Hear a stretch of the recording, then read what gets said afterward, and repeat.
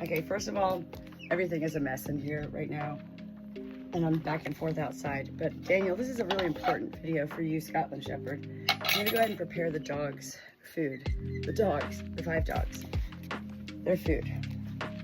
The wet food is all in here. The big food is for the big dogs. Ruby, Chihuahua. She gets the small oval, this is her can.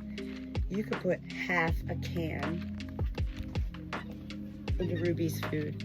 And if she wants to eat 3-4 times a day, whenever she comes in here like this, Daniel, whenever you come in the kitchen and you find Ruby sitting here, just go, do you want some food? And she'll be like, yeah. Go ahead and scoop whatever she wants. She can have whatever she wants. Ruby, okay? Manfred, totally different story. This is the story of Manfred's life. And it's not on the Good Shepherd's shoulders. What happened to this beast? I'm telling you, food portion is very important, okay? Juno and Chase, also, they are about 175 to 185 pounds.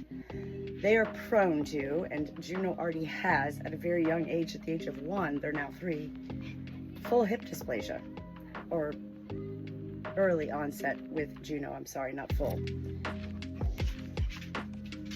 Feeding such dogs, big dogs, too much is heavy on their whole being and their body, and it's going to cause problems with their joints even further.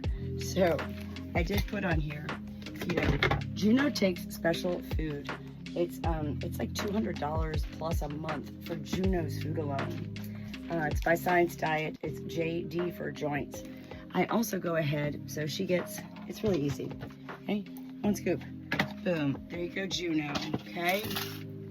So Ruby also loves Juno's food.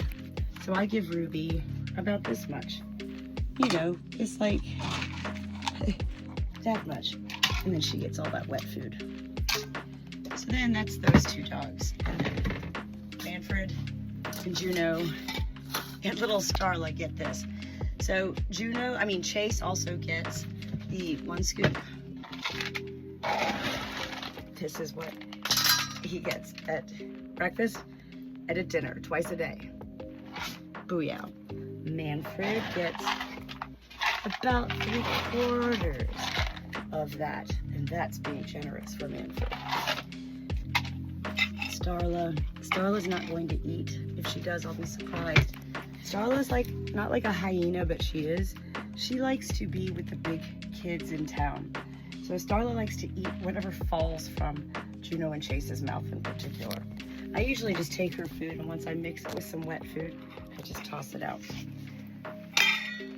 Perhaps I'm too detailed here. I don't know. But these are things I would like to know. If I was watching somebody else's animals, I'd be like, oh, wait, did she say 1 cup? Or? So I just go ahead and line it all up. It's not a big deal, but I have been feeding Manfred out of a slow feeder, because Manfred. So I just do Chase, Juno, Manfred, Ruby, boom. There's their wet food. You can grab any one of the big wet food cans in there. Add a little bit of water too, Just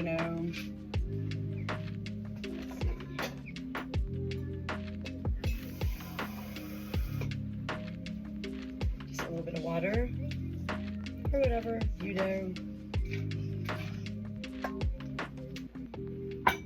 So, big can, I give like a plop, like this much. Boom. There you go, Chase. Boom. There you go, Juno. And Fred. And then that's when I come down to Ruby and I open the small can. It's smaller kibble. She loves it. And I'll be like, here you go, Ruby. And I give her half the wet food can. Ruby's lived a long life. She will tear this up. She will tear all this up. Ruby deserves it. I said, Starla, like I said, she's not even going to eat this, but you just make it anyway. Maybe she will. Eventually, I just throw it on the ground next to wherever she's eating. Remember also, if Juno and Chase, if Chase ever goes to get, you know, like, bruh, for Juno's food, don't try to break it up. Don't even say like, no. Just be like, hey, hey, hey, hey. You know, they already worked it out. They don't fight. Don't get involved in their food. And you'll be all right. So then I just mix it up a little bit. This parcel, you don't have to mix it up much because, I mean, it's just going straight down. They're big dogs. You know, they're not here to like have like, you know, sit at like a Chinese food restaurant that cooks like Japanese style in front of us. They don't care how it's prepared. They want good food. Same with Manfred. Manfred looks like he's having seizures lately. Whenever I make his food or strokes, I don't know what's going on with Manfred. Daniel, there's no telling who might die on this farm while we're gone. All I can say is, you know, life happens. Death is merely a part of life, okay? Whatever's left over, I have in this drawer here.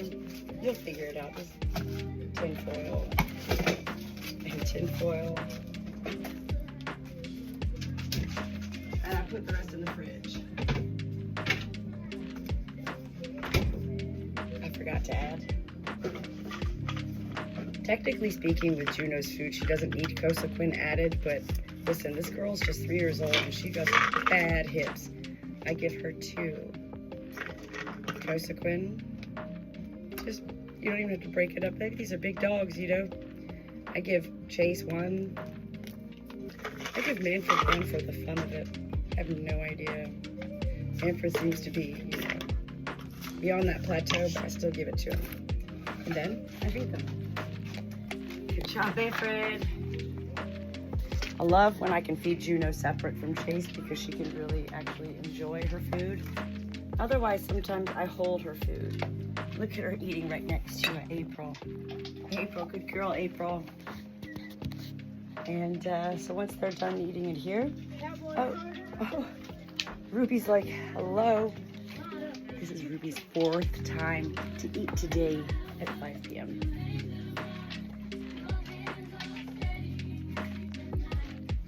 Ruby, woo! And look at you waiting for your food there. It's your birthday tomorrow. It's your birthday. You're going to be 6 years old tomorrow. You were all white when you came. You were all white, all white. What happened to you? After they finish, I'll go ahead and bring out Chase's food. And I'm also going to get, while I'm in here, the sheep's food together. This is insanity. I have hair everywhere just from kissing my cat.